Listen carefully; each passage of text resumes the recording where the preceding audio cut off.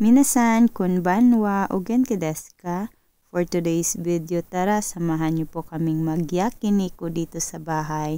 So this is the celebration of my permanent resident dito sa Japan. Kaya naisipan ng nanay kong hapon na mag-celebrate kami ng yakiniku dito lang sa bahay. Kasi nga po, pag sa labas, maulan po kasi this week or today, maulan po kasi. Kaya naisipan ng nanay ko na sa bahay na lang mag-yakiniku.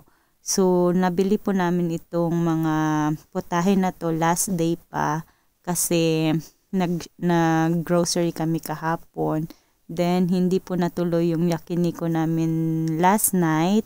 Sa sobrang busog pa namin, late na kasi kami nag-lunch. Kaya ayan, today po natuloy. So, hindi ko din nakalimutan ko kasi na na may yakiniku pala kami na gagawin. Kaya ayan, natulog po ako ng around 5 p.m. Then nagising po ako ng 8 p.m. So yung dalawa kong kasama sa bahay is hindi naman nila ako ginising na magyakiniku pala tonight. Kaya ayun, inantay nila ako na magising, nakakahiya lang minsan sa kasi late na po ako natulog last night. Kaya ayan, natulog din ako ng late.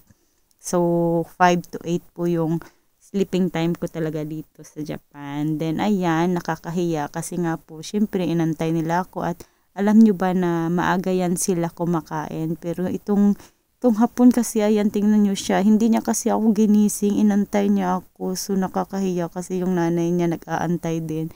Pero kumain naman po yung nanay niya ng konti. Kaya, ayan, konti lang din yung kinain niya na mga pork and so on.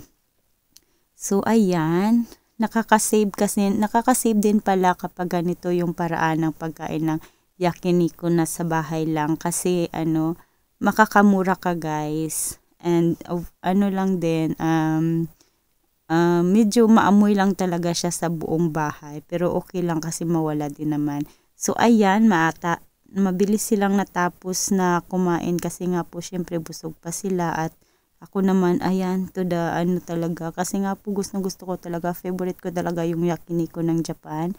Aside sa malambot yung mga meat nila. And, syempre, yung gulay, masarap din. So, ayan, itadakimasu everyone. Nauna na po silang natapos kumain at naiwan po ako. So, I guess that's all for today's video. Thank you for watching and have a good day.